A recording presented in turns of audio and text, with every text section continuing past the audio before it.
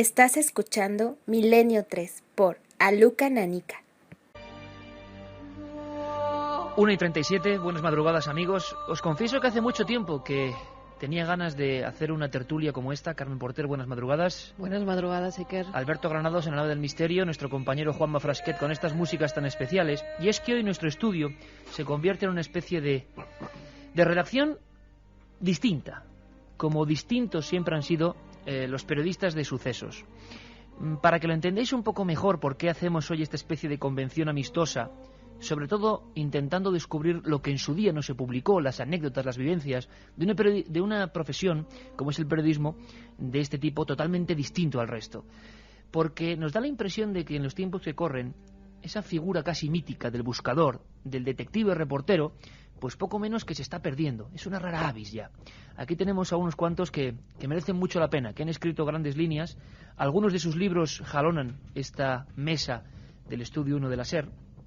Pero quizá todo comenzó hace un par de años, cuando en las madrugadas, en este caso del domingo al lunes, y en recuerdo de un periodista que no está hoy aquí, pero al que le tenemos cariño, le mandamos un abrazo porque quizá no esté pasando buenos momentos. Él era Juan Ignacio Blanco y hace unos, casi 15 años coincidimos en otra emisora. Yo recuerdo que le veía siempre, le escuchaba, me quedaba con él, me contaba historias sorprendentes. Y en honor un poco a lo que se llamaba su programa, La Voz de las Sombras, hicimos una especie de pequeña sección.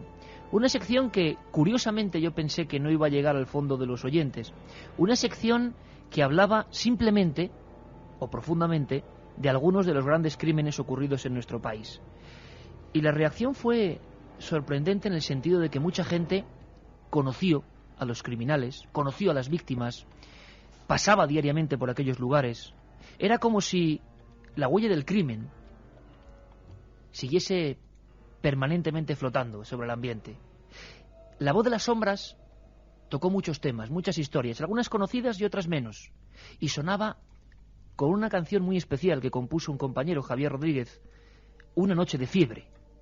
Y con esa sintonía de fiebre empezamos a bucear por legajos, a buscar antiguos sucesos. Esto es un recuerdo de aquella sección.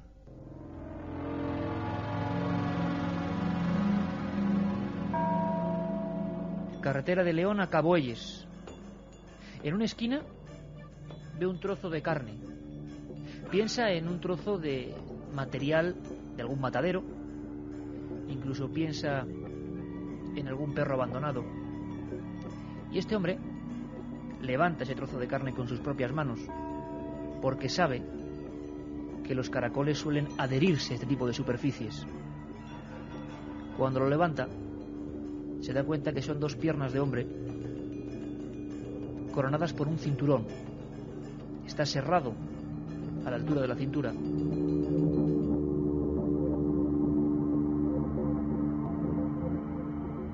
En un movimiento preciso, separa el pijama, la chaquetilla, la parte del torso de su padre.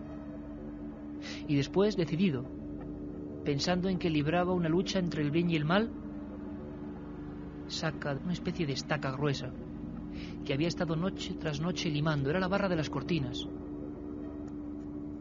limándola con paciencia, buscando el momento preciso para el exorcismo. Ojos negros, pequeños, dientes, que siempre escrutaba al que entraba en aquel estrecho bar de mala muerte. En Madrid a veces pronunciar este nombre significa un escalofrío. Es el mesón del lobo feroz.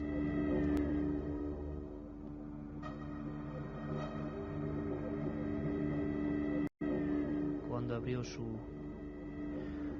ojo izquierdo y se dio cuenta de que una pequeña luz se encendía junto al marco de la puerta. ¡Qué mala suerte!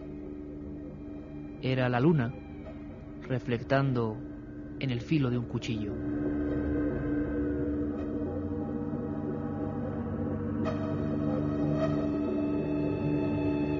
Cuentan que a su propia hija, el Pernales, le callaba los llantos de una manera significativa.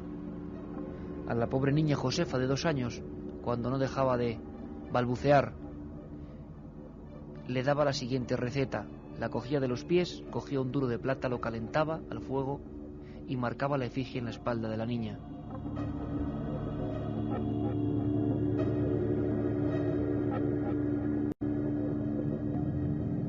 Milenio 3, Iker Jiménez, en la SER. Pues lo principal, Carmen, quizá, habiendo recordado ese periplo por historias como El asesino de Pedralbes, El lobo feroz, El Pernales, tantas y tantas historias que ya son acervo cultural de ese periodismo oscuro del crimen, abrimos línea 7640, tenemos pues hora y cuarto para debatir con nuestros amigos esta noche tan especial, un tanto tenebrosa, por qué no decirlo, y pueden preguntarles directamente ellos también, que es lo más importante. Seguro que va a haber muchas preguntas en esa vía de contacto que ya está abierta, 7640, palabra clave, milenio, espacio y como siempre lo que queráis. Si recordáis algunos de los crímenes que más os han llamado la atención o que más os han asustado también, podéis comentárnoslo en esa vía de contacto o también hacer preguntas a cualquiera de nuestros contertulios de esta noche. Iker. Contertulios que presentamos pues en orden de colocación casi. Además tenemos curiosas coincidencias. Don Paco Pérez Avellán, querido amigo, maestro en este oficio, autor de tantos libros. Bueno, por cierto, luego le diré que me firme Orgía de sangre sobre los galindos, portada impactante. Creo que tu primera obra, Paco. Buenas noches. Sí, así fue. Buenas Bienvenido. Noches. Gracias. Muchas historias en torno al crimen y sobre todo muchas anécdotas y muchas historias que no se cuentan, ¿verdad? Que pasáis Muchas vosotros historias. En los viajes, en la investigación. Sin ninguna duda, ha habido una enorme competencia entre los periodistas de sucesos siempre. Yo personalmente supongo que el que es periodista de sucesos puede hacer cualquier otra cosa. Es decir, el periodismo de sucesos prepara para cualquier problema o cuestión o investigación que tenga que ver con cualquier otra parcela, la política, el deporte, lo que sea. Y desde luego es verdad que se está perdiendo, ya no hay ese cultivo, se cultiva poco el periodismo de ir, ver y contarlo. En televisión española, bueno, en un sinfín de medios, Paco Pérez Avellán, de sobra conocido, hizo junto a su hijo el Diccionario Espasa de Asesinos. Él es Francisco Pérez Caballero y es curioso porque no creo que haya muchos casos de padre e hijo trabajando en este mismo tipo de periodismo, porque es cierto, Paco, bienvenido, buenas noches. Buenas noches, Iker. Que da la sensación de que es un periodismo, yo no sé si mal visto, que no tiene el glamour de otro tipo de informaciones. ¿Hay una imagen un tanto distorsionada? Yo creo que sí, pero creo que estamos hablando de tiempos pasados. Yo creo que ahora el periodismo de sucesos debe estar bien valorado, debe estar muy lejos de lo que llamamos periodismo basura o televisión basura. Lo que estamos dando son unos datos fundamentales, yo creo, para la vida de cualquiera. Lo que estamos hablando son de personas que viven en nuestro entorno, alrededor nuestro, que pueden amenazarnos a nosotros o a los nuestros, y por lo tanto es del máximo interés saber no solo el cómo, no solo el qué, sino también por qué suceden las cosas, por qué matan los asesinos. Interesante pregunta que vamos a intentar esbozar, porque desvelar va a ser muy difícil. Nacho Abad es compañero en las labores informativas, hizo el libro Asesinos, otro clásico ya, colabora en el programa de Ana Rosa en Telecinco. Nacho, bienvenido. Buenas noches, Iker. Tú eres también, junto con Paco, uno de los... Todos somos jóvenes, pero uno de los que te enganchaste más a posteriori a este tipo de periodismo, que también es cierto que tiene mucho de vocacional, ¿verdad? Sí, sin duda. Vocacionales. Y yo estoy completamente de acuerdo con Paco en el sentido de que el que hace periodismo de sucesos está capacitado en realidad, creo que para hacer cualquier otro tipo de investigación. Y sí creo que el periodismo de sucesos está ligeramente denostado dentro de la profesión. Pero creo que la información de sucesos es tan legítima como la de la política, como la de deportes, y aquí lo que hay que buscar son buenos periodistas y no sobre qué informan. Y sin embargo el periodismo de sucesos no será el periodismo más puro, el más auténtico, el que está ahí al cabo de la noticia de verdad. Sin duda, y hay que, lo que decía Paco, hay que ir, buscar, preguntar, contar, buscar las fuentes que te informen con corrección. Yo creo que es un periodismo puro. Y antes de presentar a nuestro siguiente invitado, me gustaría que escuchéis un breve sonido que a muchos nos marcó, es verdad. Aquí hablamos de libros, de documentación, pero la televisión también ha tratado el asunto del crimen con mayor o menor fortuna. Yo tengo que decirlo personalmente, que hubo una serie que a mí me dejó fascinado y que quizá contribuyó realmente a que la visión de las cosas pues fuese de esa forma para luego ir derivándolas hacia lo informativo. Era una serie que se ha vuelto a reeditar en diferentes formatos, pero que el impacto fue brutal para la España de los primeros años 80. Aquella serie que recogía antiguos crímenes de manera magistral se llamaba así.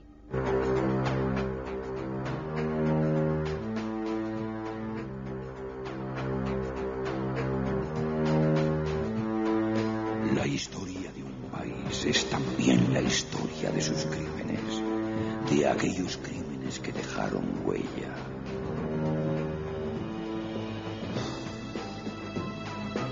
Bueno, a Pedro Costa, productor de la mítica Huella del Crimen, creo que le sonará este inicio, aunque no es el original porque es el que luego surgió en otros formatos, pero bueno, el texto era exactamente el mismo. Fue un impacto tremendo que demostró en su día que la televisión también podía contribuir a hacer esto bien, ¿no? A meternos no solo en la mente del criminal, sino a recordar escenas. Yo, por ejemplo, te digo dos que sé que son compartidas por muchísimos oyentes de Milenio 3. La imagen de Terele Pávez haciendo de envenenado de Valencia, o la estampa de Jarabo, Sancho Gracia, que ya todo el mundo casi ve a Sancho Gracia como Jarabo, en el aspecto artístico, por supuesto, marcaron toda una época, ¿no? Imagino que recuerdos imborrables de aquel trabajo.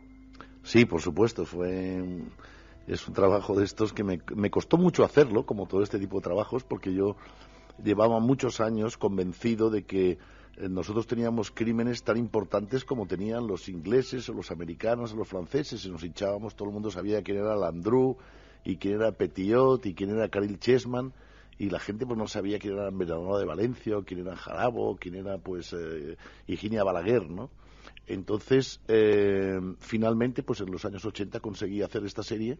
Además, la serie, lo que pasa es que el hallazgo sobre todo fue incorporar a profesionales de primera fila, o sea, fue el debut en televisión de Bardem, de Pedro Lea, de Ricardo Franco, de Imanol Uribe. Es la primera vez que trabajaban para televisión, ¿no? Y claro, salieron unas películas pues fantásticas, ¿no? Sí, Yo no sé si desvelo algún secreto, porque tengo que decirlo, Carmen, sabes lo que voy a decir, ¿no? Sobre Terele Pávez y la envenenada de Valencia. Esta mujer, Pilar Prades, que fue la última ejecutada en España, en Garroteville, hablábamos de ella en Cuarto Milenio hace bien poco, y yo me corté, no quise decirlo en antena, pero me habían contado que tal fue la, ¿cómo decir?, la introspección, o cómo lo vivieron algunos actores, en este caso esta genial actriz, que llegaron a verse casi, hombre, no voy a decir poseídos artísticamente, pero sí que la relación con algunos de los personajes fue mucho más allá de lo cotidiano, sí. Y creo que con Terele y esta última ejecutada llegó a ser muy fuerte aquella relación, sí. ¿No? No habéis entrevistado a Terele, pues hubiera sido magnífico para tu programa. Lo haremos, ¿eh? Ella tiene unas vivencias impresionantes con Pilar Prades, pero muy fuertes, muy fuertes. O sea, el día que la entrevistamos, cuando salió la serie en DVD, fuimos a su casa para hacer la entrevista. Y dices, lo sabía.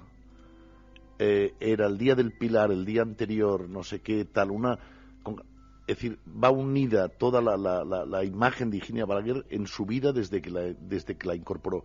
Y curiosamente no quiso documentarse, porque cuando hicimos la película le dijimos, hay una carcelera de Valencia que la conoció, tal. No, lo quiero hacer desde mi creación. Pero le cogió un cariño, hubo una identificación con el personaje, que ella lo dice, te aconsejo, para tu programa sería fantástico, la cantidad de relación que tiene su vida con Pilar Prades. Cómo nota la presencia en su vida a partir de que en el año 83 la representó, ¿no? Imagino que es algo, una mujer que muere en las circunstancias que muere en el Garroteville y tal, y que después, 20 años después, alguien se mete y que trata de explicar la parte humana de ella, cómo era. Lógicamente imagino pues que se produce esta relación, ¿no? Desde luego os invito ahora, compañeros, a que en cualquier momento podéis intervenir, no hace falta que yo os pregunte, estamos ya, bueno, nos hemos presentado todos. Paco Pérez Avellán, hablamos de una actriz, por ejemplo, que interpreta a un personaje tan fuerte, tan duro como Pilar Prades, que fue conducida, bueno, recuerdan que incluso el verdugo tuvo que tomarse una botella de coñac porque era incapaz de, en el patio de la cárcel de Valencia, ejecutar a aquella mujer que esperaba el indulto, una historia terrible y no tan lejana, año 59.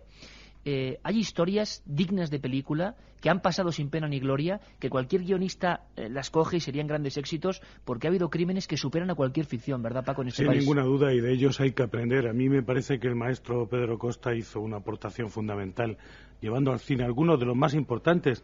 Él hacía un momento y se confundía, decía Higinia Balaguer, que es otra de los casos de las grandes criminales. En este caso, ¿por qué me confundía? Sí, porque en vez de hablar de la envenenadora de Valencia, decías Higinia Balaguer. Bueno, Higinia es efectivamente la criada. Otra pobre criada también. El crimen de la calle Fuencarral, famosísimo, sí, claro. Que todavía en el lenguaje madrileño se dice eso. Eres más famoso que el crimen de la calle Fuencarral. Pero, en efecto, hay una falta de conocimiento de los grandes crímenes históricos y, por lo tanto, no se ha podido aprender de ellos. Esa serie, extraordinaria, debería haber sido continuada. Hay una enorme cantidad de argumentos para haberlo hecho.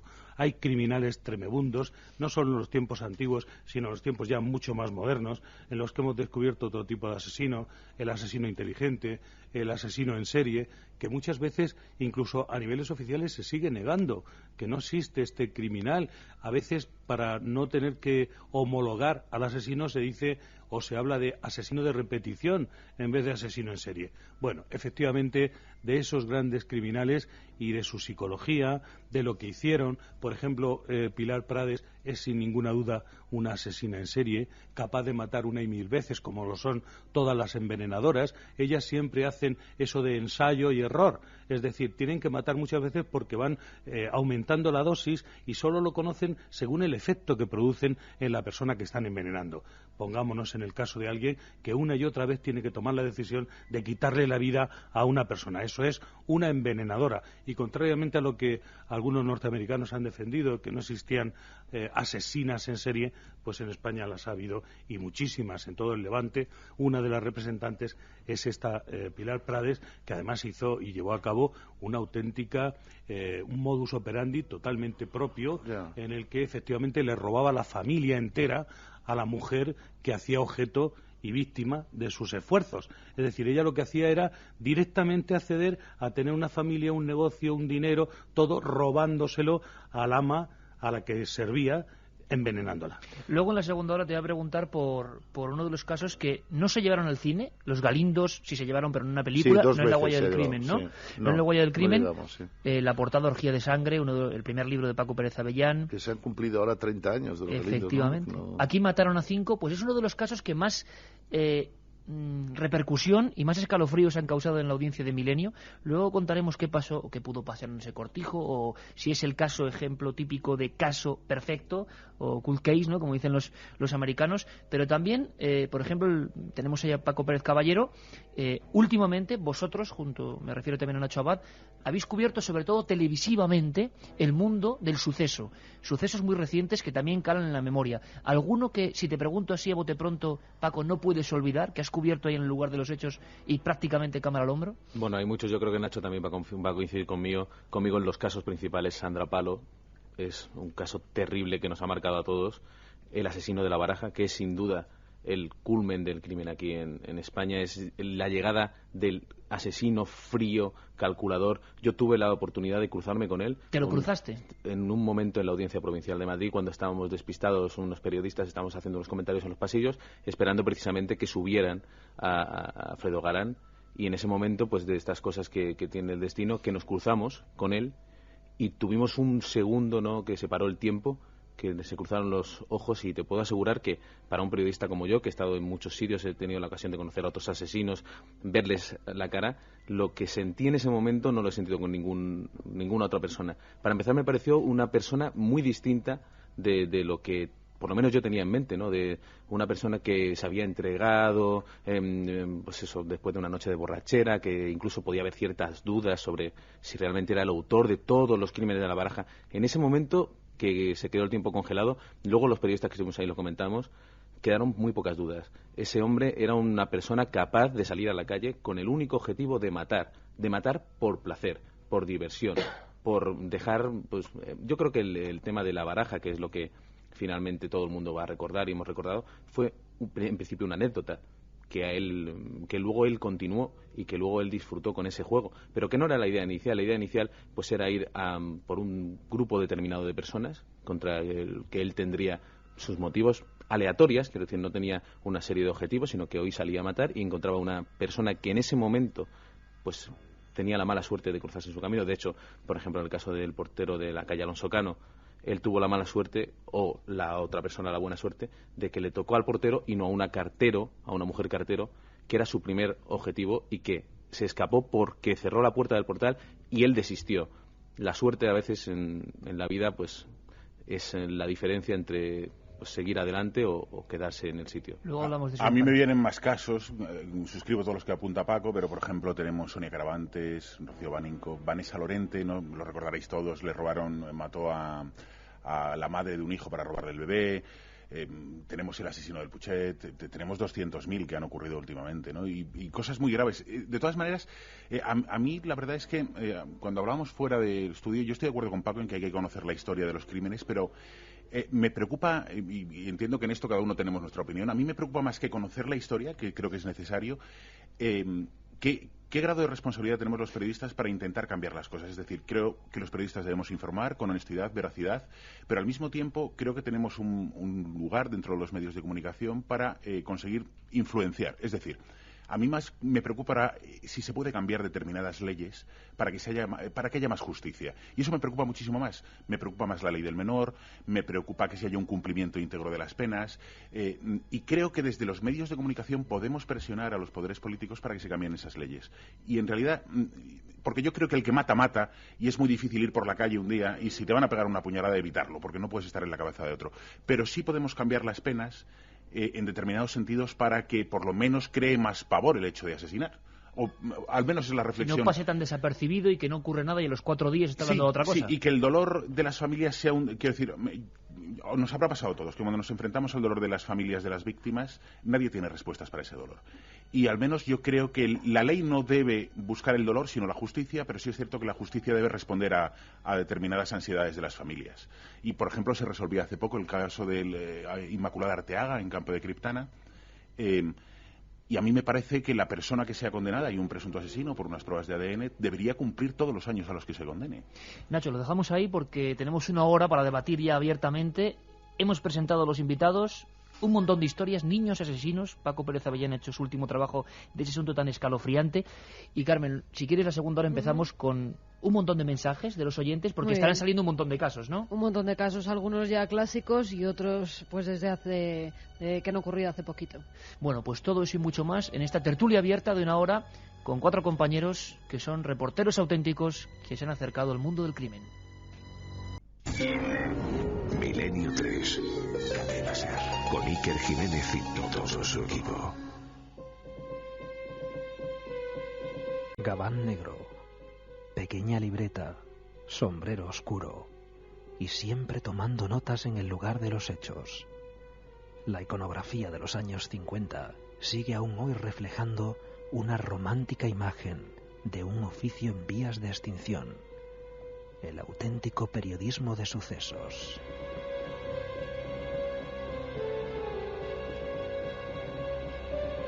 Esta noche, nuestra nave del misterio se convierte en una vieja redacción de otro tiempo. Un espacio donde todavía repican las teclas de las máquinas de escribir, donde aún los mapas y fotografías en blanco y negro de terroríficos criminales decoran cada una de las paredes. Un espacio sombrío, donde los reporteros, con corbata y camisa remangada, debaten apasionadamente sobre las claves del crimen. Bienvenidos a nuestra tertulia.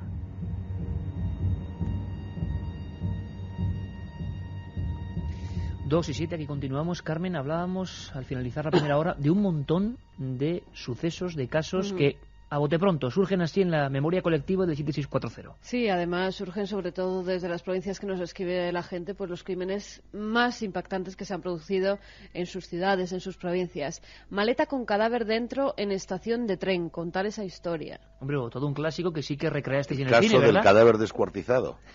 Ricardito. Ricardito fue el que pagó como asesino. No está claro que fuera él solo, pero vamos, sí.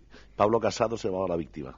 Y fue una historia de esas, Pedro, que conmocionó a la sociedad madrileña de la época porque llegó en un baile... Y catalana. Ajá. Porque el crimen fue en Cataluña. Era un tema de homosexuales. Entonces lo mutilaron, lo descuartizaron, lo metieron en un cadáver y lo facturaron a Madrid a una dirección que no existía. Y unos meses después, el 1 de mayo, concretamente el año 29, ya olía tanto el baúl aquel que decidieron abrirlo y entonces eran los restos del industrial este que había desaparecido. Pero era un tema de la sociedad catalana. Era en el mundo de los bajos fondos de Barcelona, las mezclas con las clases altas también en la esfera del vicio, tal. Era una película de Ricardo Franco extraordinaria. La cabeza nunca apareció. Nunca, sí. Y ese baúl, yo me estoy imaginando la escena en que el operario ferroviario de la estación de Atocha, dice, bueno, ese baúl lleváis demasiado tiempo. Y ¿no? huele sobre huele. todo. Madre mía. Más descuartizados. Hola, buenas noches. A mí me marcó un suceso en Cádiz de un estudiante que descuartizó a su compañero de facultad y envió a los padres del chico una muestra. Sí, yo creo que ese caso lo recordáis, el descuartizador de Sí, Cádiz. sí, claro, efectivamente, ¿no? Hubo pues una pelea y desde luego este individuo llevó a cabo un crimen en el que luego minuciosamente descuartizó a su compañero y fue intentando esconder esos trozos en la bahía de Cádiz. Se recuperó prácticamente entero, casi se pudo recomponer como si fuera un puzzle y ha quedado verdaderamente como uno de los hitos de la criminalidad española. Me impactó mucho el de los crímenes de Puerto Urraco, ya que el padre de mi cuñado hizo las lápidas de dichos muertos, nos dice Carlos Fernández desde Almadén, en Ciudad Real. Otro de los clásicos, y no ha habido un suceso parecido al de Puerto Urraco, ¿no? ¿Recordáis algún caso similar? A nivel de asesinato colectivo, pocos, ¿no? Como el de No hay Puerto nada Urraco. parecido, realmente eso marcó totalmente una época. Además es un crimen, yo diría que hijo de su tiempo, que revela además que había un larvado enfrentamiento entre dos familias, eso que puede producirse en un pequeño lugar, como efectivamente era Puerto Urraco, que además se produce en un momento en el que hace calor, porque en otra época uno de los que dispara, uno de los hermanos izquierdos, dice que tiene unos problemas en los huesos y por lo tanto no habría podido tirar del gatillo si el hecho se hubiera producido, por ejemplo, en invierno.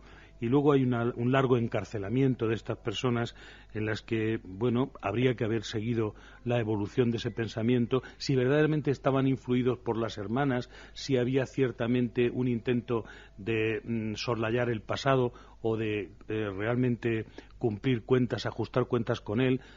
Temían estos hermanos que la muerte de su madre, que se produjo en un incendio, hubiera sido por un fuego provocado. Por hacer un símil que a lo mejor con la actualidad, con Puerto Urraco, a lo mejor no estáis de acuerdo, pero tiene ciertos rasgos que pueden ser comparativos, y por traerlo a la actualidad, el de Alcira de hace unos días, en el que una familia de gitanos llama a la puerta. En el mundo de los gitanos han dado 4 muertos, ¿no? 4 muertos. Pero aquello fueron 11 al final, si no recuerdo mal. Bueno, perdóname. Yo digo que no tiene mucho que ver porque realmente el tipo de enfrentamiento que llevan a cabo la etnia gitana no tiene prácticamente, o sea, es absolutamente un clan yo decía por contra rasgos otro. Comunes. Sí, pero aquí es realmente dos individuos que cogen unas escopetas y llevan a cabo una cacería humana en la calle central del pueblo, empiezan disparando además a las víctimas más indefensas, que son las niñas. Es decir, que verdaderamente lo que es un ajuste de cuentas de un largo enfrentamiento, dos personas que han tenido una memoria en todos los agravios supuestamente producidos entre los montescos y los capuletos que allí podían estar viviendo, de alguna forma un poco ruda y que no tiene verdaderamente una parte romántica, sino una parte brutal. Y sin embargo, el enfrentamiento entre las familias de etnia gitana se produce entre personas, en principio, que pueden estar armadas, aunque aquí esto la justicia tendrá que exponerlo, y quizá por motivos no tan etéreos como los que producen lo de Puerto Urraco, que es un ajuste de cuentas con el pasado. Aquí hay otros hechos hablaba materiales. Hablaba más del nivel de víctimas, de los que se pueden llegar a producir en enfrentamiento de clanes. Quiero decir que era una comparación por traerle un poco la actualidad y no irnos tan atrás en los Porque años. además, hablando de actualidad, Nacho, hace poco se hizo una película, El Séptimo Día, ¿no?, que hablaba de los sucesos de Puerto Urraco, también con mucha polémica. Luego hablaremos cómo en algunos crímenes, cuando se hace una película, siempre hay un follón tremendo, muchas veces. Recordamos la primera película, Los Invitados, que hablaba de ese caso que tú bien conoces de los Galindos. Pero si te parece, Carmen, porque si no, con este elenco aquí estaríamos 6 horas o 7 analizando caso a caso. Vamos simplemente a hacer una batería, sin contestar, para que veamos... porque yo creo que la historia de 7640 es un baremo perfecto de qué se ha quedado en la memoria de la gente. Son cientos de mensajes que dan una versión actual, minuto a minuto, de qué piensa la gente. ¿Y qué crímenes han salido? Bueno, dice que su padre fue guardia civil y detuvo una vez a las brujas de Puerto Urraco, que cuando pasaron los crímenes ya vivían en otro sitio. La asesina de Melilla, nos dice Solimán desde Girona. ¿Qué pensaría Gustavo Romero cuando asesinó a los novios de Valdepeñas y a Rosana Maroto? Mucha sangre fría hace falta. ¿Recordáis el caso de la pareja de novios de Valdusó en Castellón? Nos lo pregunta Ana desde Valdusó. Si hay un auténtico psico-killer español es Joaquín Ferrandiz, el asesino de Castellón. Eso sí que da para una peli. ¿Qué tal? ¿Qué sabéis de los crímenes de Orozco? Gracias y seguid así. Gary desde Vizcaya. Eva desde Madrid. Yo recuerdo cuando era pequeña un suceso en Cádiz de un chico que mató a su compañero de facultad y lo descuartizó de nuevo.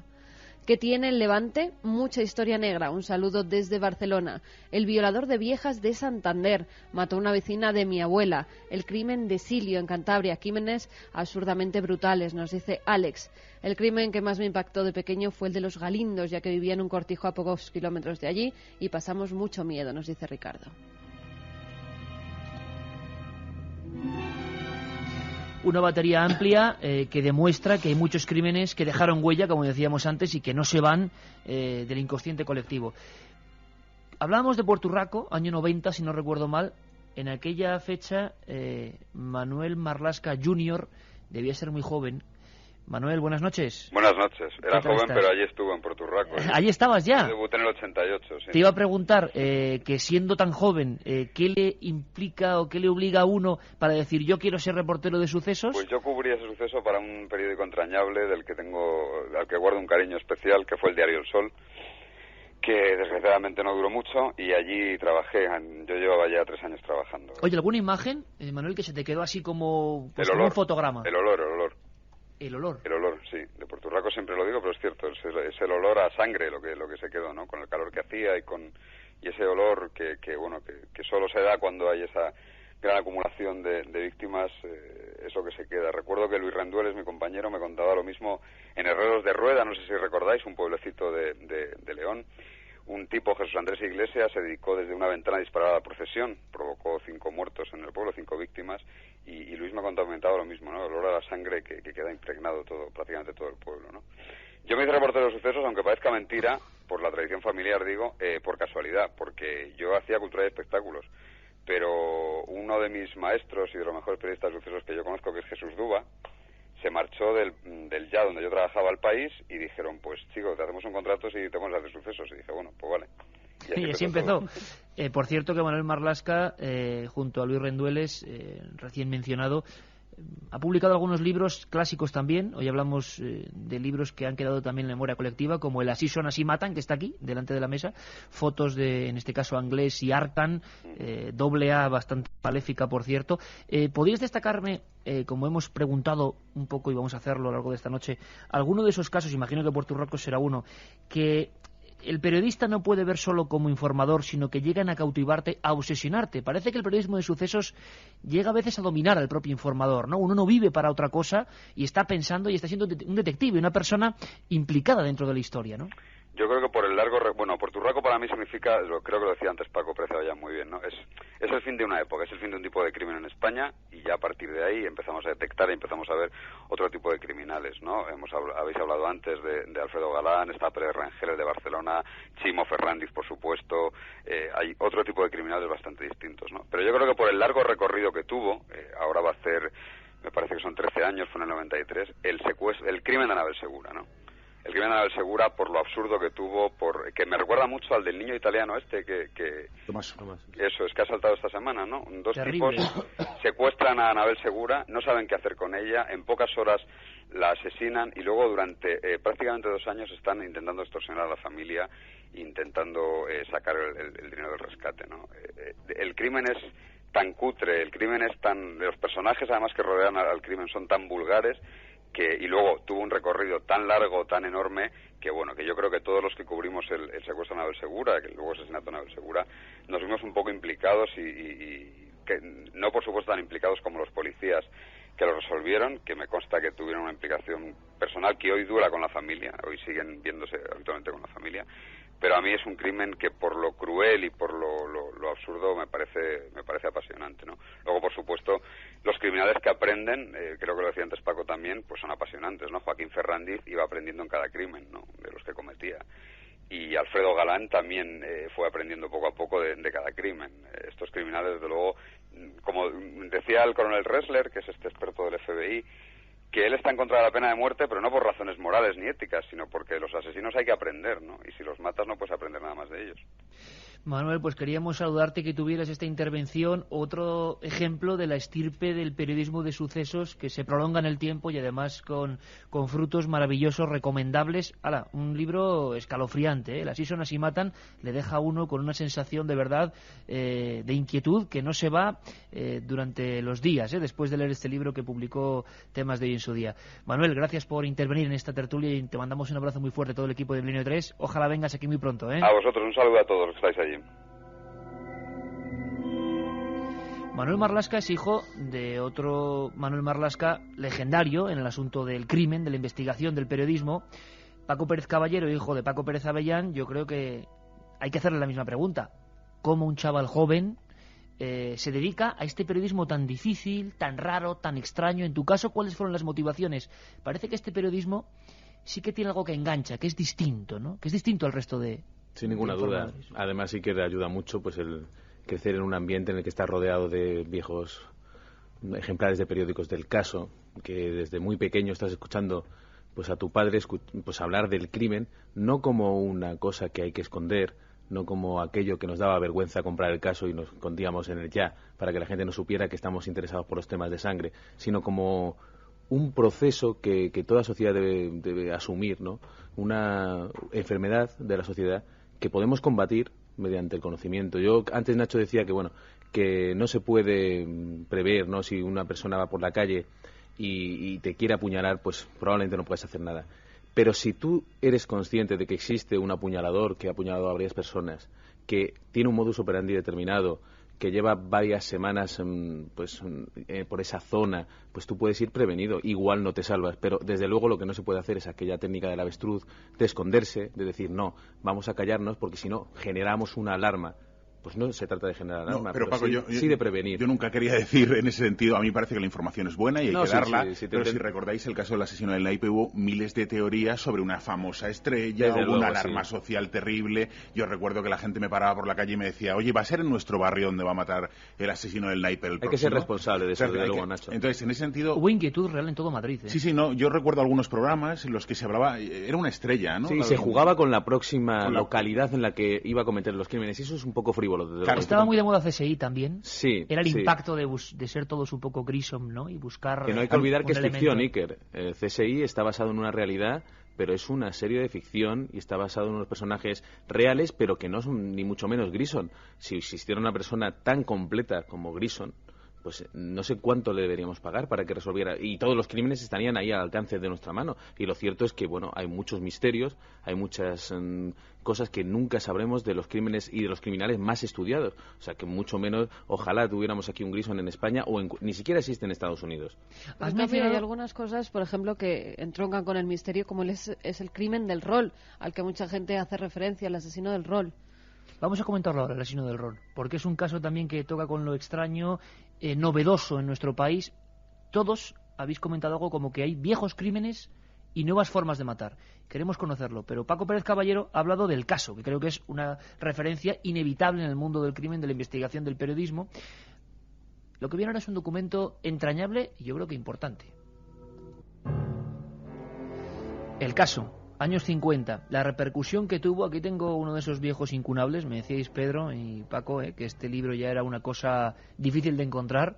15 años junto al crimen, José María de Vega, y decía lo que dijo y lo que no dijo el caso. La repercusión, yo creo que no sé si puede compararse a la televisiva de hoy en día, pero lo que publicaba el caso era una convulsión tremenda, ¿no?, en la sociedad. Queríamos, aunque fuera en un fragmento brevemente, que interviniese en esa tertulia el que fue fundador del caso, Eugenio Suárez, una persona que nos habla de si el periodista de sucesos tiene que tener una piel diferente, tiene que ser distinto al resto de la sociedad, distinto incluso al resto de compañeros, al resto de colegas. Le escuchamos. Eso necesita una epidermis mucho más gruesa, pero el de sucesos sí, creo que es una vocación. Creo que no todo el mundo sirve. Para hacer los sucesos no es solamente tener el estómago suficiente para irrumpir en el rompimiento de la rutina y de la vida ordinaria en una familia, en unas personas, un homicidio, una tragedia, una inundación, un incendio. Todo eso son circunstancias excepcionales. El periodista pues tiene que afrontarlas, cada una de ellas de una manera distinta, pero siempre con una especie de coraza para no implicarse en lo que ha movido todo aquello. Se encuentra el periodista metido, como si se tirara a una piscina, metido en un drama, generalmente en un drama. Precisamente en este momento de los consejos publicitarios se ha montado aquí una especie de discusión y este cortijo de fondo. La portada, Aquí mataron a 5, Paco Pérez Avellán en su primer libro decía, empezaba así: 5 crímenes horrendos se cometieron a la hora de la siesta en el Cortijo Los Galindos, situado a 3 kilómetros del pueblo sevillano de Paradas. Fue en la tarde del día 22 de julio de 1975 y la fecha quedó grabada con matices sangrientos en la memoria de los habitantes de este pueblo, que había sido siempre tranquilo y acogedor. Una historia de caso típico que ni siquiera Grissom podría resolver. 5 cuerpos en un cortijo y ha prescrito 30 años. Pues fíjate, Iker, yo creo que, y estuve muchas veces en el lugar, fui destacado allí por el diario Pueblo, donde yo trabajaba en ese momento, conozco muy bien, diría que cada palmo del escenario del crimen no se ha resuelto, pero porque sinceramente yo creo que fue mal investigado. De hecho, esto fue en la frontera en 1975, en el antiguo régimen y en el régimen que iba a llegar inmediatamente después. Yo decía, cuando llegue la democracia, seguro que vamos a ver todo este misterio totalmente resuelto. Pues no fue así. Yo creo que sí, que si se aplicaran las nuevas técnicas en ese momento, si se hubiera dispuesto de lo que hoy se dispone en la investigación criminal, se habría podido efectivamente averiguar. Y aquí hay todo tipo de teorías. Se cree que pudieron venir de fuera, matar a estas personas, escapar, que pudo haber allí un tráfico de cualquier tipo, por ejemplo, de droga o de armas o de cualquier otra cosa. Incluso se especuló que podía estar preparándose alguna subversión de tipo político. Yo creo que la cosa fue mucho más sencilla, que hubo un secreto que había que tapar, que las personas asesinadas compartían ese secreto, y me apoyo en una serie de datos. Por ejemplo, una de las personas fallecidas tuvo que traer a su esposa por demanda de uno de los que estaba allí, que tenía la suficiente autoridad para poderle decir, vete, busca a tu mujer. Era la hora de la siesta, se tuvo que levantar la señora, vestirse y acudir allí a aclarar algo que se conocía entre esas 5 personas asesinadas. Eran trabajadores en una Andalucía de terratenientes, en una Andalucía oprimida, en una Andalucía de la dictadura. En fin, se dijo que los criminales estaban lejos, pero yo creo que siempre estuvieron muy cerca. Qué curioso, lo cuenta de manera magistral, el libro es tremendo, es un ejemplo de reporterismo de la época. Pedro Costa, productor, director de cine, siempre ha habido problemas cuando se llevan estas historias en España, habitualmente a la gran pantalla. Aquí recordamos la novelización que hizo al malogrado Alfonso Grosso, Los Invitados. Sí. Se montó un tremendo follón. El crimen de Cuenca fue prohibida la película, estando ya en plena democracia. También hubo mucho problema ahora con El Séptimo Día y Puerto Urraco. No sé, es un binomio difícil lo del cine. Bueno, porque son historias. Hay una cosa muy clara en el suceso, en principio, es decir, que es que todo el mundo le gusta salir en los periódicos, excepto en la página de sucesos. De ahí la dificultad de ser periodista de sucesos. Qué interesante reflexión, sí. Más difícil conseguir la información que cualquier hacer otra una cosa. Entrevista a Ronaldo es facilísimo. Ahora, hacer una entrevista a la madre del asesino o al hermano del asesino es complicadísimo porque no quieren salir. De ahí que el suceso es la fuente del periodismo de investigación. En el momento que yo empecé en el caso, que fue una historia casi por casualidad, me metí allí, lo que a mí me movía era el tema este de la investigación. Lo que entonces descubrí, estoy hablando del año 69-70, que el periodismo de sucesos en aquella época lo hacía la policía. Es decir, el caso se hubiera podido hacer perfectamente desde la Puerta del Sol porque los periodistas de sucesos se limitaban a ir allí, los policías les decían, ha pasado esto, lo reflejaban y ya está, ¿no? Yo inventé, en el momento aquel del 70, una forma de hacer el periodismo que era no ir allí, sino que era ir a preguntar a los que tenían relación con esto, que es... Después, ahora está en la calle, hace muchos años después, Jesús Duba, que se ha hablado de ellos, Paco Pérez Avellán, lo hicieron. En aquellos momentos no lo hacía nadie. Y entonces te encontrabas con casos como yo me encontré, por ejemplo, es decir, de que la policía ofrecía a un asesino, me acuerdo un crimen en Oviedo, el crimen de la Tenderina Baja, que había sido un guardia civil el que había matado a una mujer en un mercado, y la policía explicaba una cosa porque querían proteger al guardia civil, y claro, tú hablabas allí, encontrabas a todos los testigos que lo habían visto disparando y tal. Y esto era, es decir, la dificultad de ser un periodista de sucesos y lo que te da un bagaje para después emprender otras áreas era esto, precisamente, que es el periodismo más difícil de todos, ¿no? Sin duda alguna, eso creo que estamos todos de acuerdo. Y de ahí viene también el que al salir las historias, pues los de Porturraco se molestan. Claro. Por ejemplo, los de Valencia, antes ha habido un email muy gracioso, porque yo siempre lo he dicho, en ningún lugar de España se mata tanto como en Valencia, y esto es clarísimo. ¿Por qué? Pero lo de Valencia ¿creéis? Es increíble. Bueno, habrá muchas teorías, ¿no? Pero si hacemos una colección de... Ahora, en Valencia muchas veces de empezará a llamar a de Valencia quejándose de por qué dices esto. Pero creo que habría que establecer una norma también de combatir la hipocresía que ha reinado siempre en nuestro país, en la creencia de que si no se habla de los sucesos no van a suceder, que cuanto menos se hable de los crímenes, menos crímenes habrá. Esto es mentira. Como decía hace un momento Paco Pérez Caballero, efectivamente una época en que comprabas el caso y lo metías dentro del jack, que era más grande, para que la gente no viera que tú te interesabas por este tipo de hechos. Pues no. Luz y taquígrafos, y es la única forma de combatir el crimen, conociéndolo. Pero por supuesto puede suceder en cualquier sitio de España, por lo tanto, en aquellos pueblos donde han sucedido cosas horribles no tienen por qué sentirse especialmente aludidos ni separados. Son asuntos que han ocurrido allí por unas circunstancias determinadas y que eso no debe marcar al pueblo en absoluto. Pero lo marcan, lo cierto es que lo marcan. Sí, lo marca, pero porque hay un mal... En Paradas, por ejemplo, todo el mundo decía, aquí somos los del crimen de los Galindos. Eso es verdad. Pasaba en Campo de Criptana. En Campo de Criptana nadie quería que se recordase su pueblo por el crimen de Inmaculada Arteaga. Pero tiene razón Paco, no hay que callarse y hay que contarlo. Si no hubiésemos tenido luz y taquígrafos, como dice Paco, en el caso de Alba, en Moncada y Resac, no habríamos sabido que a una niña la habían maltratado y la habían golpeado en la cabeza.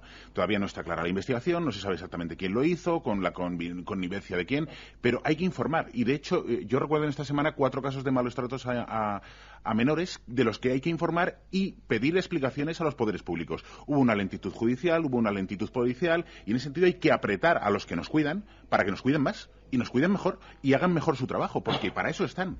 Y si no informamos... Y que no es un baldón para el pueblo donde ha sucedido. Es decir, bueno, hay pueblos en España que se conoce como el pueblo del hacha. Bueno. El crimen de Don Benito, pues eso ha marcado para siempre al pueblo de Don Benito, pero no debe ser así. Es decir, eso fue un asunto histórico del cual deben extraerse consecuencias. Lo que quería decir es que es un papanatismo sentirse parte de ese drama de forma negativa. Es decir, esto sucedió en este pueblo, podía haber sucedido en cualquier otro, necesitamos conocerlo, llegar hasta el fondo, para poder impedir que suceda en ningún otro lugar de España. Y solo el misterio, la superstición, el hecho de taparlo todo pensando que no va a volver a suceder si no se habla de eso, es lo que ha producido esta reacción, además absolutamente irracional. Oye, por cierto, impedir, por ejemplo, Pedro, tú que eres cineasta, hacer una magnífica obra de arte a cargo de Saura sobre el crimen de Porturraco, pues es un atraso, pero es una en forma España, después de antigua de ver la circunstancia. Después de la guerra civil se prohíbe, o sea, no hay periodismo de sucesos, no es que no haya periodismo de sucesos, no existen los sucesos en los periódicos. Es decir, porque está prohibido, sencillamente. ¿Por qué? Por esto, porque no quieren dar la imagen de que en el nuevo régimen se mata. Por otro lado, también está la idea de que al hablar de crímenes se pueden copiar y tal. Pero aquí no hay sucesos hasta los 50 o así, precisamente. Pero sobre todo, Pedro, porque cada suceso es una especie de fotografía histórica que retrata toda una época y, naturalmente, difundir todos los hechos de un suceso hubieran delatado a la dictadura. Y cuando Eugenio Suárez consigue hacer el caso, porque empieza en el diario Madrid en los años 50 con el caso de que hace el del caso Monchito, que fue lo que arrasó, tuvo unas tiradas impresionantes. Preguntan por el Monchito, ¿verdad, Carmen? Sí. Entonces consiguió una licencia para hacer un periódico de sucesos, El Caso. Y la primera norma que le impusieron, que es curiosísimo, era solamente un crimen español por semana. Para dar buena imagen. Hacer una pregunta, Bobby, por ejemplo, dice si es para todos en general. ¿Pensáis que a veces se puede producir un efecto moda si se le da demasiada cobertura informativa o publicidad a algún caso? Una cosa importante, por ejemplo, quiero preguntárselo a Nacho y a Paco. La tele está cambiando también los hábitos del crimen, los hábitos de los informadores. Ambos habéis estado en muchos lugares y está ocurriendo cosas que a veces cuando uno informa, de repente se ponen a imitar. Hay que tener mucho cuidado, y lo sabemos todos los periodistas, con los asuntos de suicidios, con ciertas cosas.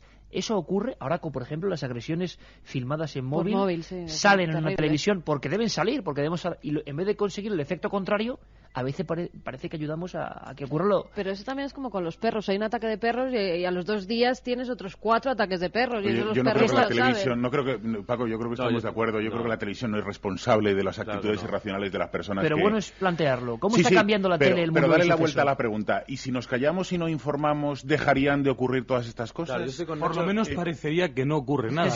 Parecería que no. Es el propósito de algunos de los enemigos de la libertad. Cuidado que es muy importante lo que estoy planteando. Es decir, en mi estudio de hace ya más de 30 años del mundo del crimen y especialmente del crimen español, tengo que decir que nunca he visto que debido a que la televisión o que el cine reproduzca un hecho criminal o incluso una historia de ficción violenta, nadie salga de ese cine con ganas de matar.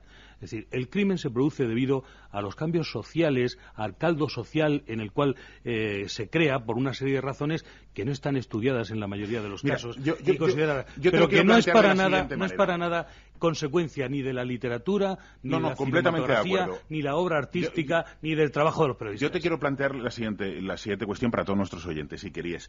Que descubramos o que se informe de un caso de malos tratos a un bebé significa que todos los padres van a copiar y se van a pegar de tortas a sus hijos. No. Eso va intrínseco en la persona, en la irracionalidad de la persona, en la mala educación, en las malas costumbres, en la bebida, en la droga. Que informemos, a mí lo que me parece es positivo, porque en realidad está revelando algo que ocurre en la sociedad y sobre lo que hay que destinar más recursos, agilizar la justicia. Quiero decir, yo no creo que esto provoque un efecto rebote. Yo no sé, Paco. No, yo estoy totalmente de acuerdo con lo que iba a comentar. Además, me iba a referir precisamente al caso de Alba. Decía Nacho que ha habido 3 o 4 casos últimamente de maltrato a niños. No es que se hayan producido 3 o 4 casos en las últimas semanas, es que los periodistas, ahí tenemos la responsabilidad, hemos puesto el foco sobre ese caso. Y ese caso ha traído que otros casos salgan a la luz. Y eso no es malo, porque los casos existían antes y siguen existiendo. Lo que hemos hecho los periodistas es decir, esta realidad pues es lo que hay. Es decir, hay unos maltratos a bebés, a niños pequeños que suceden, que están pues en pueblos pequeñitos, que no tienen donde todo el mundo se conoce, donde todo el mundo se lo calla, mucha gente lo conoce, pero no tiene miedo a denunciar. Entonces, nuestra labor es esa. Es decir, esta realidad está ahí. Hay que hacer algo. Nacho lo estaba diciendo muy bien. Oigan, autoridades, policía, jueces, hagan algo. Porque me preocupa, Iker, déjame que sigamos con el caso Alba. Solo una cosa, me preocupa. Alba, la niña de Moncada con un traumatismo en la cabeza, que ya ha abierto los ojos, pero no se sabe qué tipo de recuperación va a tener. Dentro de 6 meses van a decir los médicos qué consecuencias va a tener. Me preocupa en este caso la lentitud de la justicia. Hay 2 personas en la cárcel. Todavía no sabemos quién de las 2 personas agredió y si hubo una agresión realmente o fue una caída de una cama, como han dicho. En este caso también me preocupa la responsabilidad periodística desde el punto de vista de que a quien dejas la noticia, cuentas lo que ha sucedido, la información que tienes, pero cómo afecta a las 2 personas que están en la cárcel, quién es responsable realmente y qué queda en la memoria del espectador que te está viendo. Quiero decir que este caso en realidad habría que hacer en este y en todos un seguimiento para poner los puntos sobre las íes. Yo creo que es recurrente sacarlo, pero quiero sacarlo a colación para que entendáis el ejemplo. En el caso de Rocío Banikov se culpó a una mujer, a Dolores Vázquez, de un asesinato que se ha demostrado que no participó, que era otra persona, presuntamente, bueno, ya ha sido condenado por el caso de Sonia Caravantes, el caso de Rocío Banikov está por llegar, pero a mí todavía la gente me para por la calle y me dice, como tiene cara de mala, es que ella era la mala. A mí me preocupa que eso quede en la mente y no seamos todos capaces de aclarar que no existen determinadas responsabilidades en personas que han pasado por prisión preventiva, a lo mejor. Y en el caso de Alba me preocupa que no se estén tomando todas las medidas, no haya diligencias, no haya interrogatorios. Va muy lento. Escuchado un momento este documento, hablabas de Rocío Banikov y de otros grandes clásicos que han salido ya, desgraciados clásicos, ¿no? Porque incorporarse a esta lista siempre es una faena, ¿no? Sandra Palo, hablábamos de varios elementos, incluso un forense, vamos a escucharle, hablando del nuevo prototipo de asesino peligrosísimo, frío, despiadado, como era el caso del asesino del naipe o de la baraja. Sonidos que vosotros habéis vivido muy de cerca y sonidos que a estas horas, 2:38, sé que llegan muy al fondo y que tampoco debemos olvidar, ¿no? Porque la rapidez que nos impone el medio informativo que sea, sobre todo el televisivo, también condena al olvido cosas que no deben olvidarse. Escuchad.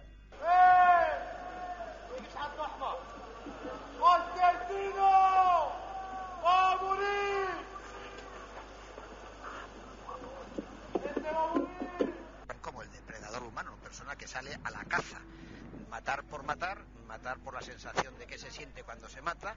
Sé lo que estoy haciendo, lo hago porque me da la gana y no me siento arrepentido.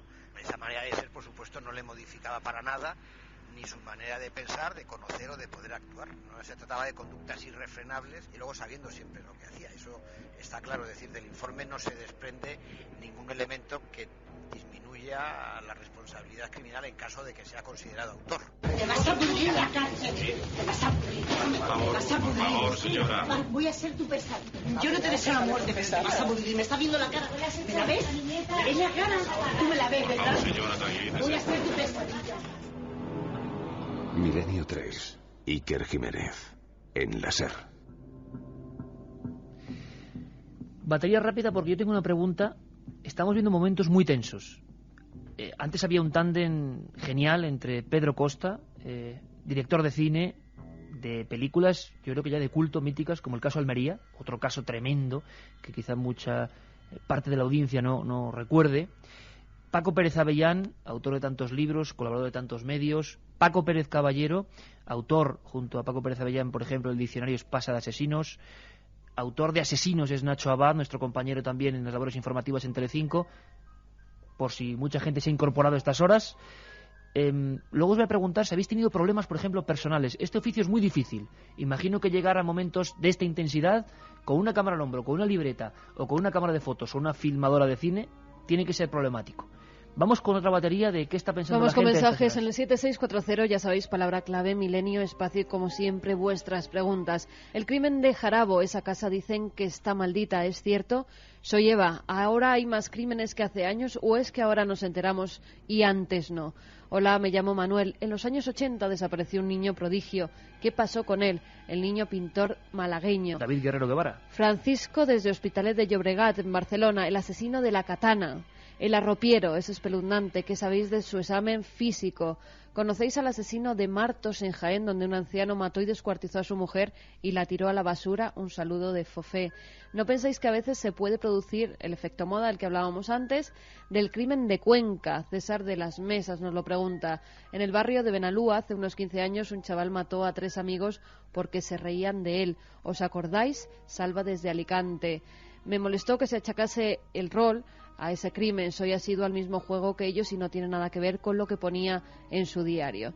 ¿Qué me decís del crimen de Túejar en la provincia de Valencia, que se le pudo pasar a ese padre para acabar así con su familia? Nos dice Amparo desde Valencia.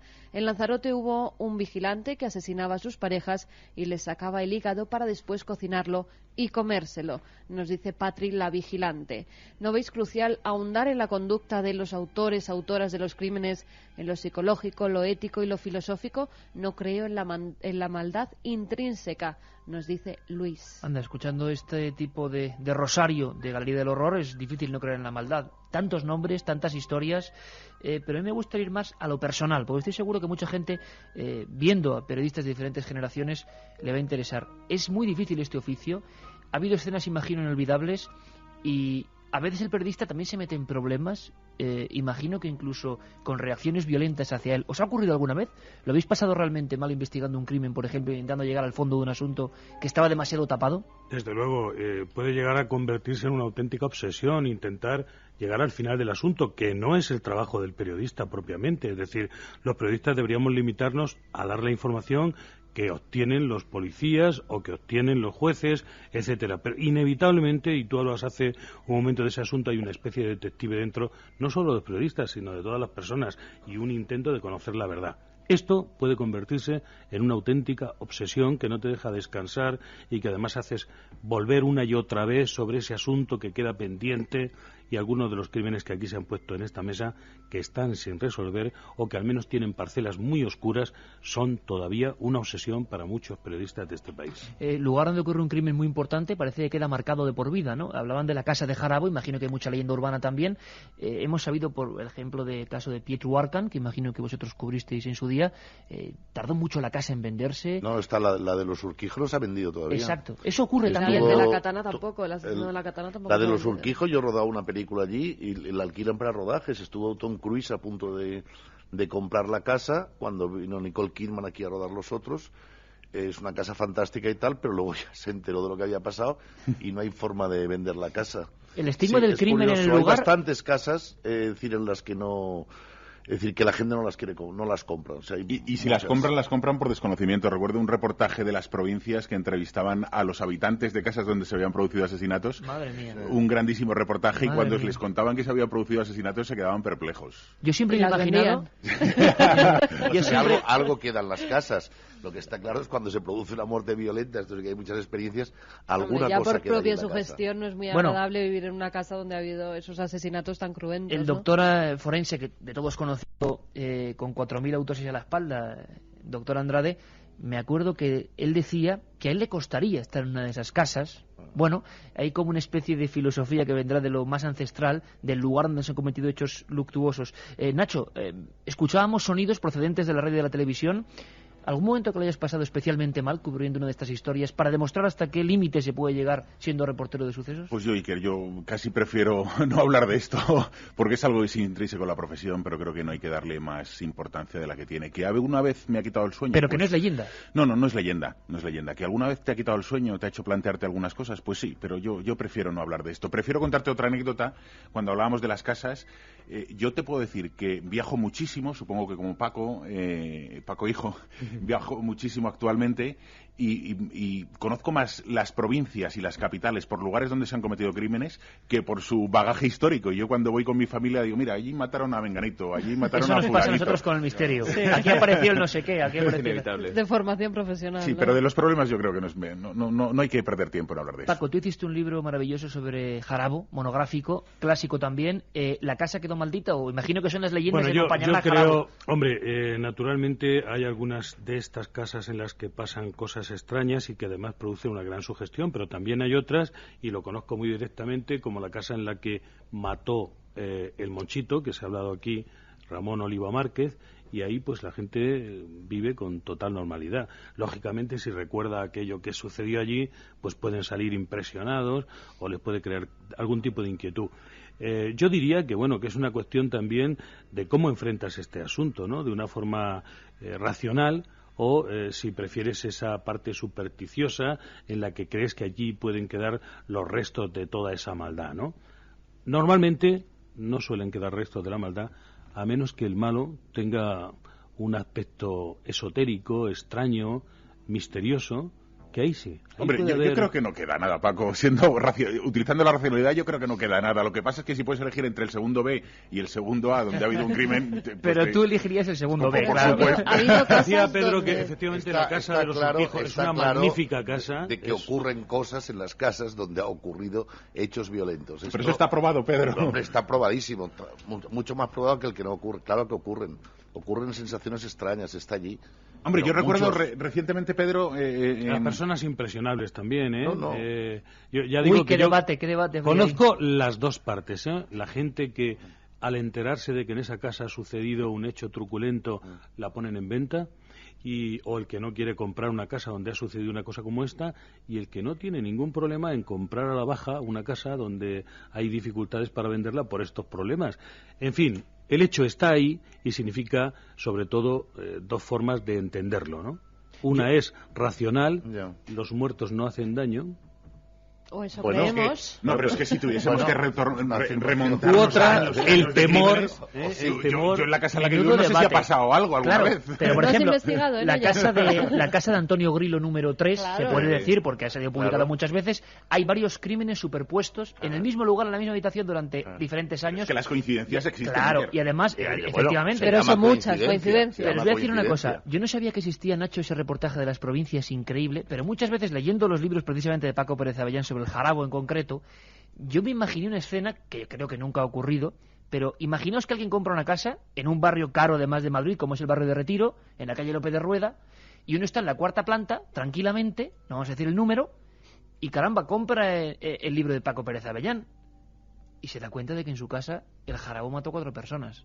Eso tiene que ser impresionante. Pero normalmente te lo suelen contar los vecinos, ¿eh? El propio portero. O sea, quiero decir que no hace falta Si es que acudir a están ningún vivos, tipo... a lo mejor era cambiado de portero. Es algo y ya que no te queda lo en el cuentan. barrio de forma indeleble, no hay manera de borrarlo. Yo no sería capaz, por ejemplo. Yo sinceramente creo que en la casa donde mató Jarabo, en uno de los dos lugares donde mató Jarabo, porque hay dos locales, estaba la tienda, uno pero era la una tienda ya tienda no y otro era un existe, caso sí, en la casa mató a 3 personas. Sinceramente, yo creo que se puede perfectamente vivir allí. Un detalle sin sobre la ningún tienda. temor. Un detalle sobre la tienda, Carmen. Uno de los locales que vivimos cerca. no se ha vuelto a abrir nunca. Hombre, Nunca. Siempre ha fracasado. en otro el de sitio. la No, SIR que solo estaba hubo allí. una panadería más y desde hace 20 años, que yo lo recuerdo, ir a comprar esa panadería, está cerrado. Yo puestos Y a nadie lo ha elegir, vuelto. prefiero escoger una casa donde haya vivido Picasso y Dalí y entrar a un trastero y encontrarte un cuadro. Pero, Pues sí. quiero decir, si puedes elegir, yo prefiero elegir una casa que Hay no tenga todavía historia. algo ancestral en el mundo Pero del esta crimen, ¿no? es la parte supersticiosa y hay Sí, que sí, por advertirlo, supuesto. ¿eh? Es decir, No, por ese supuesto. miedo es el mismo miedo que te puede hacer no visitar un cementerio por la noche, ¿no? Sí. Porque Sí, sí, crees sí. que te puede ocurrir algo, o no caminar en la oscuridad porque piensas que puede sucederte inmediatamente algo, o la propia oscuridad te puede hacer daño. Pero ¿no? que es parte del ser humano, Paco, sin duda alguna. Claro. Somos No, racionales. Lo que e sí es cierto irracionales, es ¿no? que en algunos lugares han sucedido cosas incomprensibles donde habían sucedido hechos violentos. Paco Pérez Caballero, mucho tiempo ya, 4 o 5 años curtiéndote a diario en el lugar de los hechos con el mundo de la televisión, que es muy diferente, que ha cambiado el periodismo de sucesos. Y habría que tener muy en cuenta también que esto va muy deprisa, muy rápido, que hay que tener la información el primero, y que el mundo de la tele ha dado un giro también al mundo del suceso. Tú hablabas antes de un antes y un después. Paco Pérez Avellán y Pedro Costa lo han dicho. Crímenes como los de antes, crímenes como los de ahora. El cambio ya está clarísimo. Los que estáis en la televisión a diario lo sabéis. ¿Se mata distinto ahora que antes? Desde luego, Iker, y creo que hay que ver muy claro esto porque es un cambio fundamental de la sociedad también, vamos, el camino que lleva España, ¿no? Que se ha convertido en muy poco tiempo en un país puntero que está al nivel de los grandes países de Europa, y cada vez nos acercamos más a Estados Unidos y lógicamente nos acercamos cada vez más al modelo de crimen que hay allí. ¿Es peor ese crimen nuevo? Es Sí, distinto. por las mafias. Yo creo que por las mafias. Bueno, yo me iba un poco más, Nacho, por el tema del asesino inteligente, que es lo que estábamos comentando antes, o sea, el asesino de la Baraja. Un asesino que hemos comentado solo tocándolo de paso, que es el asesino de Valdepeñas, que yo creo que es un asesino increíble, porque por ejemplo en el caso de la Baraja nos quedamos todos con 3 palmos de narices, los periodistas que nos quedamos todo el juicio hasta el final esperando esa última palabra que por fin dijera qué es lo que ocurría, si realmente esa declaración que había hecho de que se lo habían contado, que realmente él se entregó pero porque tenía miedo por su hermana, si eso era verdad o si se iba a ratificar, y nos dejó con 3 palmos de narices. Pero el asesino de Valdepeñas, Gustavo Romero, no. Ofreció tanto en el juicio por el asesinato de los 2 novios de aquella pareja en un parque de Valdepeñas, como del asesinato de Rosana Maroto, ofreció un testimonio sobrecogedor, contando todo tipo de detalles, eso sí, mintiendo descaradamente, haciéndole daño a las familias de las víctimas. Por ejemplo, en el caso de Rosana, diciendo, después de reconocer que se la había llevado a la fuerza, que la había llevado, que incluso tiró la bicicleta para deshacerse de todas las pruebas, pues diciendo allí delante del juez y con una seriedad y una mirada fija, que además se publicó en los periódicos como la mirada del asesino, dijo que Rosana había accedido a tener relaciones sexuales con él y que al final la tuvo que matar pues por una historia rocambolesca de que al final ella quería su bicicleta y él le prometió que le iba a comprar una o le iba a dar la suya, y que aquello, como no se arreglaba y no había manera de ver cómo la iba a llevar de nuevo a Valdepeñas, pues acabó en un tremendo De crimen. todas maneras, Iker, a mí me gustaría desmitificar una cosa que tú apuntabas. La televisión es inmediata, la radio es inmediata, pero yo trabajo, tengo una franja horaria en la que trabajo como Paco,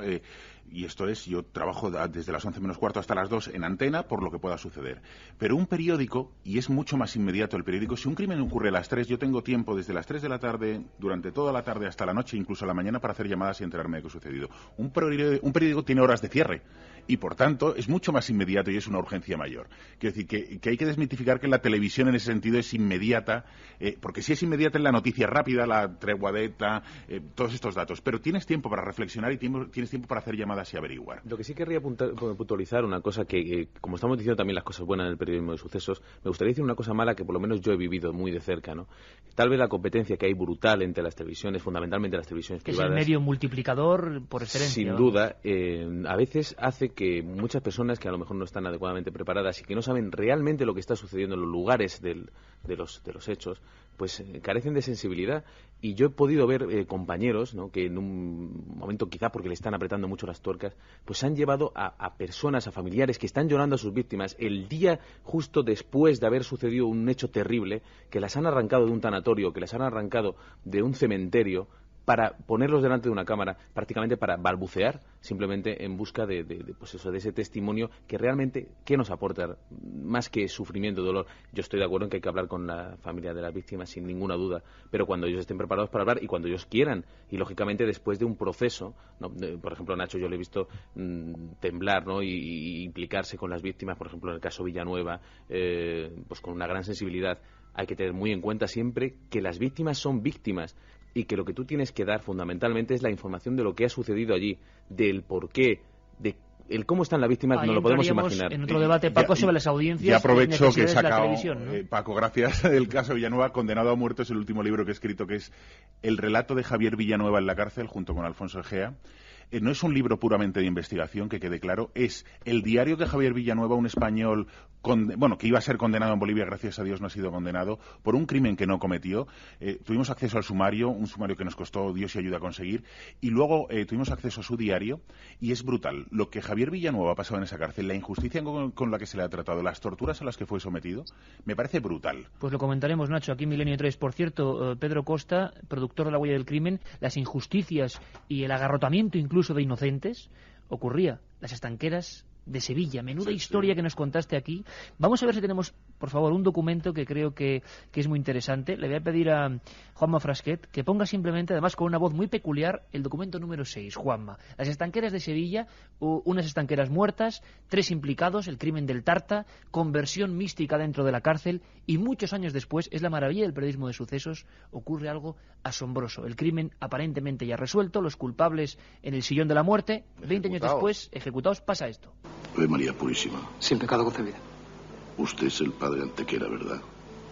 Sí. He estado mucho tiempo buscándole para poderme confesar con usted. ¿Por qué conmigo? Por lo que tengo que decirle. He tardado mucho en decidirme a dar este paso, y si por fin lo he dado, es porque tengo la seguridad absoluta de que todo lo que yo le cuente sabrá guardarlo bajo el secreto de confesión. Quiero confesarme de que hace casi 20 años yo fui el que asesinó a las estanqueras. Y no me arrepiento por ellas, sino por aquellos 3 hombres. Historias que ya pasaban, Pedro, asesinos confesos 20 años después. La piel de gallina se me ha puesto. ¿Eh? Porque esto me lo contó, esta era mi voz, porque lo hice yo en la película de Ricardo Franco, pero esto se lo oí contar yo al cura, que fue el que les asistió en un último momento, al que el asesino real se le fue a confesar unos 20 años después, para comentarle que él había sido. Él no quiso decir quién era la persona ni nada. Luego se puede descubrir cuál pudo ser la causa de la muerte, ¿no? Fue por lo visto una causa política, pero fue impresionante el que alguien contara, sin desvelar el secreto de confesión. Esto es una de las cosas hermosas de una profesión como esta, de ser periodista de sucesos, el llegar a descubrir un caso histórico como esto, tal que la propia persona que lo ha vivido, un sacerdote, te cuente que en una confesión el auténtico asesino reconoció haber sido él el que había matado a las 2 hermanas estanqueras. ¿Sí? Con este documento impresionante de La huella del crimen, que demuestra cómo a veces la investigación periodística llega mucho más allá a pesar del tiempo transcurrido, vamos a despedir a nuestros invitados. Desde luego la sensación que se nos queda, aparte de cientos de mensajes y evidentemente del interés de nuestros oyentes, es que podríamos hablar de un montón de cosas más, de 1000 cosas más. El tiempo vuela en la radio. Paco Pérez Avellán, tienes que venir para hablarnos del libro sobre los pequeños asesinos, que es terrorífico lo que está ocurriendo. Será un placer poder contar exactamente lo que está Pequeños sucediendo. monstruos, ¿no? Es el título del Pequeños libro. monstruos, se llama El largo aprendizaje de la maldad. Es tremendo, Paco, y la demostración de que algo está cambiando. Ojalá no sea peor, pero que está ocurriendo. Paco Pérez Caballero, compañero, muchísimas gracias. Bienvenido, nunca mejor dicho, a la familia de Milenio. Nacho Abad, un placer. Vendrás también a hablarnos de ese libro. Condenado a muerte, sí. Claro que sí. Paco Pérez Avellán, como siempre, maestro, muchas gracias. Gracias. Y otro maestro, Pedro Costa. Menudo momento final, ¿eh? Menudo momento final. Las estanqueras de Sevilla. Hay que hacer muchas más cosas. Gracias a todos. Carmen, acabamos con algunos mensajes a modo de despedida, porque ha generado un interés tremendo. Habría que hacer, 200 programas para resolver las preguntas que la gente tiene en mente y no las puedo olvidar. A mí me pilló muy de cerca el caso de la chica de Criptana, Inmaculada Arteaga. Yo soy amiga de su hermano, José Luis, y quiero y deseo que se pudra en la cárcel. Bueno, familiares, pues que con los asesinos están como deben estar. Lógico. ¿Qué diferencia hay entre informar y cebarse con una noticia? Nos pregunta Héctor desde Otro Murcia. debate sería ese. ¿Os acordáis de Manuel Martínez Quintas, el asesino de una pareja de Zamora? El asesino del chat en Valencia. Lo mató su última víctima al lado de mi casa. Un Por horror. cierto, María desde Valencia. Hablando de chat o de Internet, os emplazo a otro debate cuando queráis, sé que estáis muy atareados, porque muchos dicen que Internet, la cantidad de material depravado, está modificando las mentes de muchas personas que tienen acceso antes. Algo era imposible, no era tan inmediato, y ahora sí, está cambiando la forma de los presuntos criminales latentes. Lo debatiremos un día, si queréis. Otro tema gordo es el de los juegos de rol, que parece que, gracias a Dios, hace tiempo que no salen a la palestra. Me impactó un crimen de un taxista en una fuente cerca de Alcalá la Real. Tengo la historia en un documento. Nos lo decía Carlos. Lo dejamos ahí, Carmen, no hay tiempo para más. Mañana hablamos de ese Evangelio de Judas desde Estados Unidos, con mucha información, y sobre el fallo del Código Da Vinci. Al final, todo se quedó... Bueno, mañana lo contamos. Milenio 3. Iker Jiménez.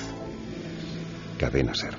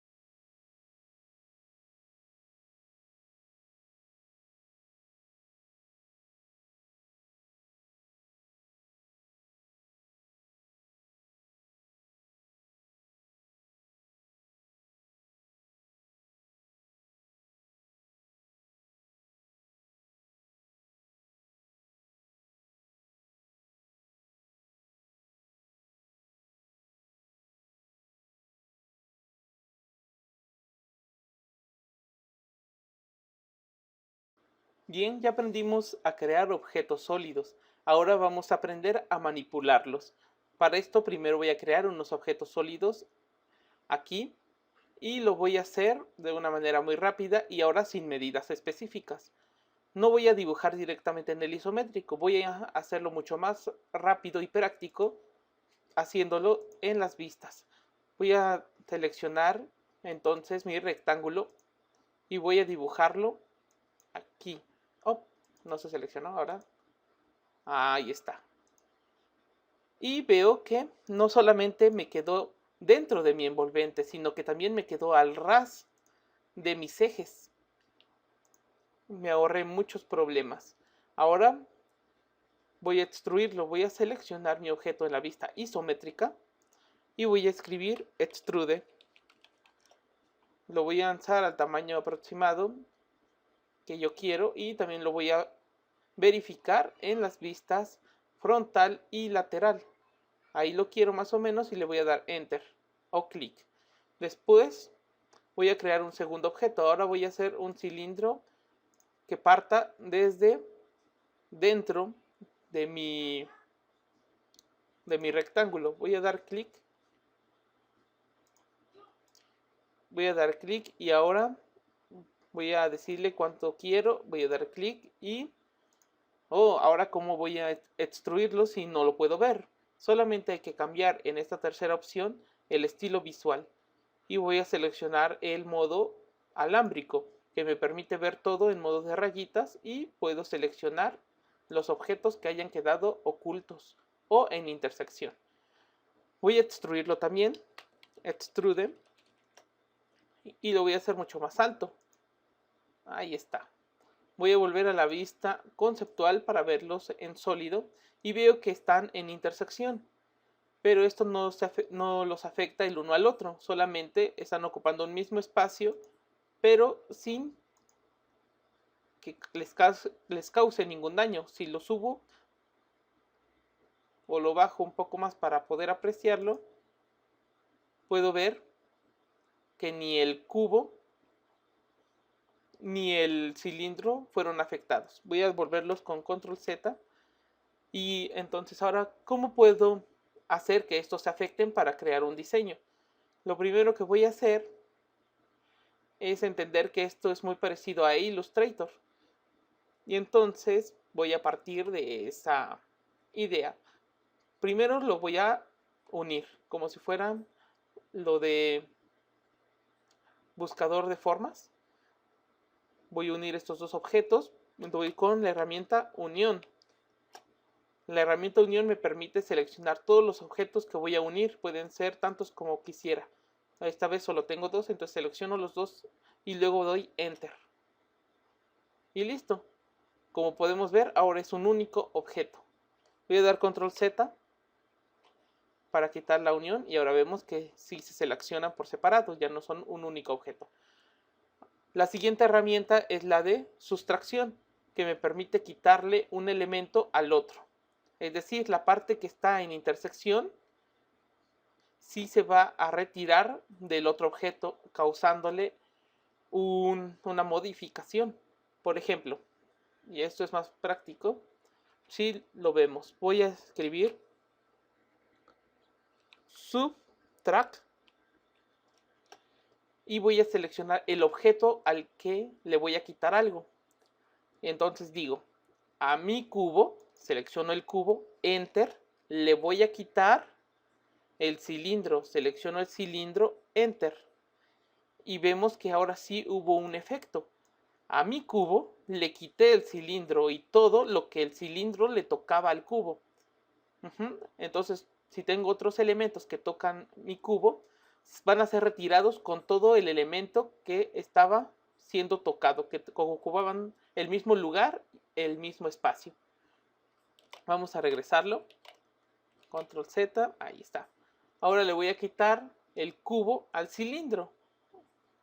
Y como vemos en esta otra vista, ¿qué es lo que me llevaría? Pues me llevaría toda la parte baja del cilindro, quedándome solo con el pedacito superior que no está siendo tocado por el cubo. Vamos a hacerlo. Subtract, selecciono el objeto al que le voy a quitar algo, que es a mi cilindro, Enter. Le voy a quitar el cubo, selecciono el cubo, Enter. Y ahí está. Y así puedo hacer huecos o otro tipo de sustracciones. Ahora la siguiente herramienta es la de intersección. Cuando dos herramientas ocupan un mismo lugar, como aquí, la parte que está ocupando el mismo punto sería justo como vemos en esta vista, este pedacito, este que aquí vemos como un rectángulo, y superiormente sería un círculo, que sería la parte baja de este cilindro. Vamos a ver entonces, utilizamos el comando intersect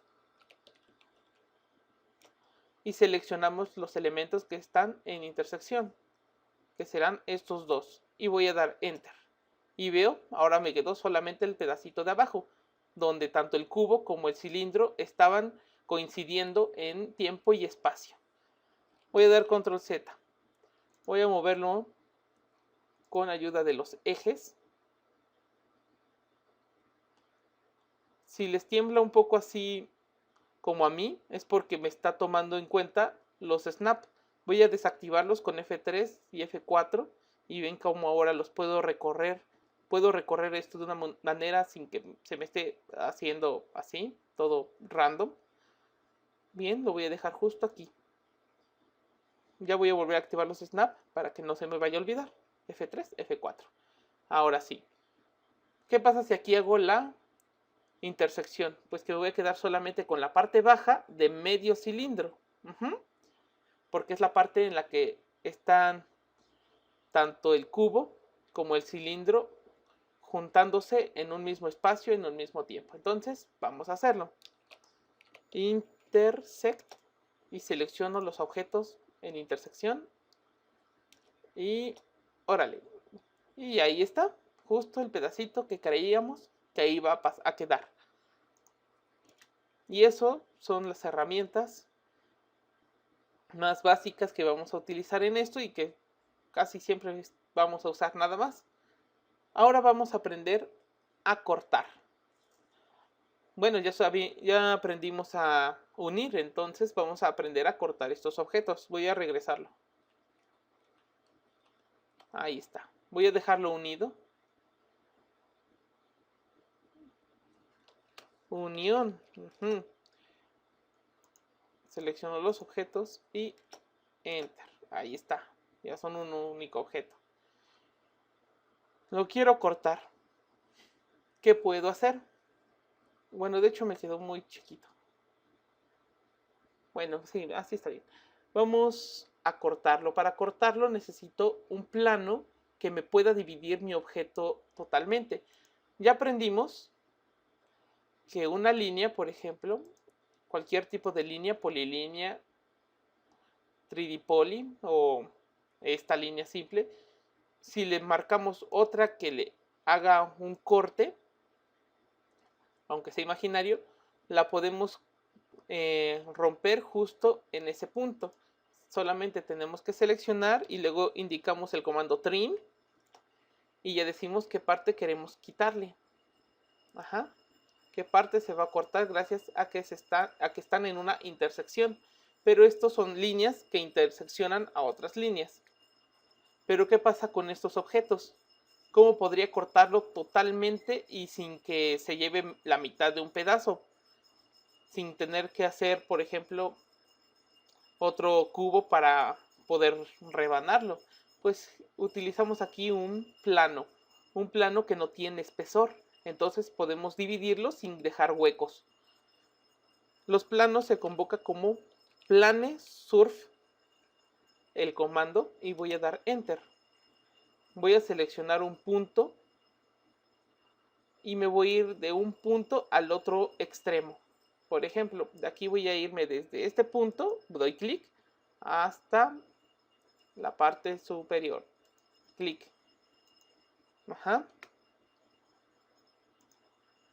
Bueno, ahorita vamos a explicar por qué de pronto me queda vertical y luego horizontal. Esto es un problema del UCS que ahorita vamos a ver también. Entonces vamos a poner el planar, que es el plane surf.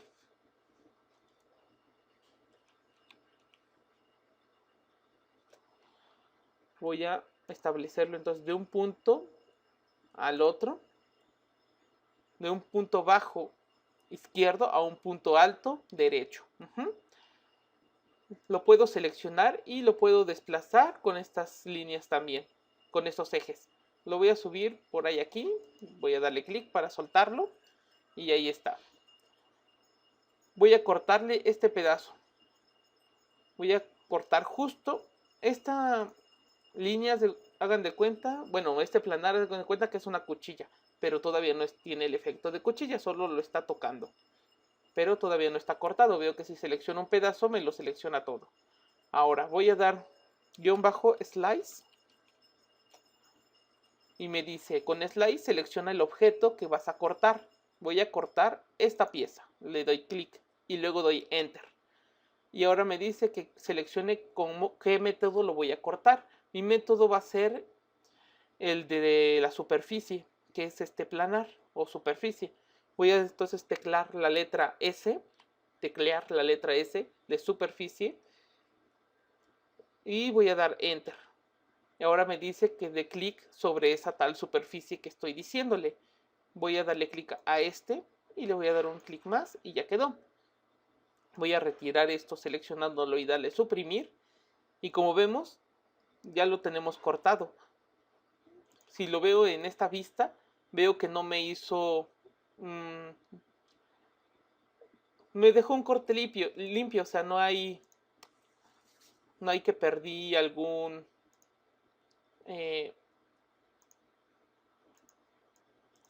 me dejó un corte limpio, no es que me dejó algún espesor, no haya robado algún espesor por el corte, sino fue solamente una indicación de dónde habría una separación, por así decirlo. Entonces voy a seleccionar este objeto para poder subirlo y que se note bien el corte y que sí es sólido. Ahí está. Bien.